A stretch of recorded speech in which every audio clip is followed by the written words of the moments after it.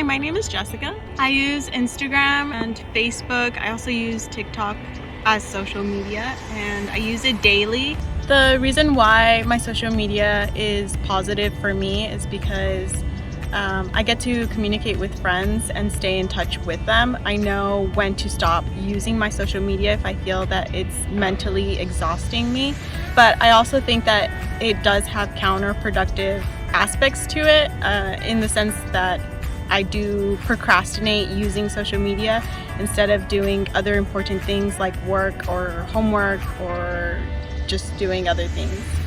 So how has FOMO affected you while using social media? So recently I found a post from an old friend that I'm no longer in contact with. He posted a picture of him hanging out with some other friends of mine that I no longer am in contact with. And it kind of triggered me. And I got this sense of panic and anxiety, feeling like I'm missing out on whatever it is that they're experiencing in that time. It took me a second to realize that there's a reason why I'm not in contact with them anymore. And there's a reason why I don't hang out with them. It's because they're not a part of my priority in my life right now. But the freaky thing is that Instagram makes you forget what your priorities are. Instagram makes you forget who it is that you are right now and just makes you think about who you're not. I think that celebrities and influencers who use social media display a toxic lifestyle to younger audiences because they post overly priced luxury lifestyles and unreal physical physiques, which that causes younger audiences and even some adults to have depression and anxiety, and they lose self-love because they don't look a certain way or they don't live a certain lifestyle. I know some close people in my life who have experienced this. Have you ever experienced anxiety or depression increase throughout the day after long hours of using social media?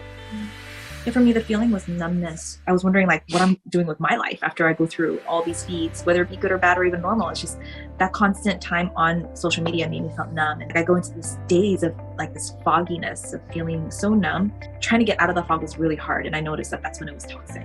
And I'm so grateful that my job is not social media. The fact that we have this conversation of how we can make social media better is the start of making social media better. I don't think that people that are solely responsible are just the users. I think that it's also a responsibility for the creators to make social media better, as well as the people that are most followed and most liked, such as the influencers. I think that if they joined together to find a solution to make social media a better place for not just themselves, but for everyone, it would be better. And for COVID-19, have you ever seen an impact on the use of social media when it comes to lack of human interactions? Definitely using a lot more social media to feel more physical contact with people, even through screens.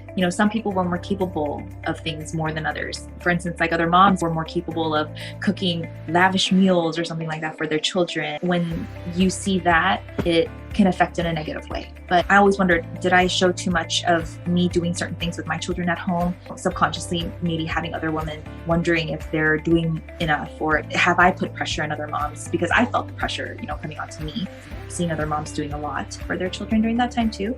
It did really increase my screen time on social media. I never used social media so much until COVID. I don't know what changes we can do, society can do, or influencers can do to better social media, because originally social media was a way in which normal people could see what their friends were doing, and that's what we were liking. We weren't liking celebrities or influencers. We were just seeing family members and friends and staying in touch. But then influencers and celebrities started getting into the picture and things changed. It was more about our image and where we're going and what we're seeing and what we're eating versus who our friends are. So I don't know what we can do to better social media. So have you ever experienced imposter syndrome while watching other people's stories on social media? I think like especially during COVID, because they're still probably picking and choosing like the nicest or the most beautifulest things to post, it really made me feel insecure about where I was in my life, financially, even living situation wise, and hanging out in their beautifully renovated, remodeled backyards. And we were living in a condo at the time, and it didn't feel nice to be compared. I think from that, I was feeling a lot of insecurities. Yeah, I think I always have to remind myself that someone is always going to be better than you, always going to be wiser than you, smarter than you, prettier than you, more successful than you in many different ways. To always remember that, I think is the most important part. But, imposter syndrome for me, when I know somebody who is more successful than me, I always wonder, like, where am I in my life at this moment? I start doubting myself and I start doubting my own achievements. Staying positive was key to remembering how I've become who I am today. I didn't understand how people can be haters, but I realized I'm a type of hater at that time because I wasn't really truly happy for other people's successes, not because I wanted them to not succeed, it was because I wasn't happy seeing other people succeed. And I realized I wasn't happy within myself. I was hating the person, the inside of me, for not being happy for those people and wondering, why is it constantly giving me a negative impact inside of me? And I truly realized that it's inner work. More self-love was necessary. And I realized that in order for me to do that, I need to go back into the deepness of who I am and how I became who I am today. In order to love anybody else, I have to have self-love. We started this conversation and this topic, this awareness of what can we do to make social media better is the start of actually making it better, because we're now thinking of ways in which we can help.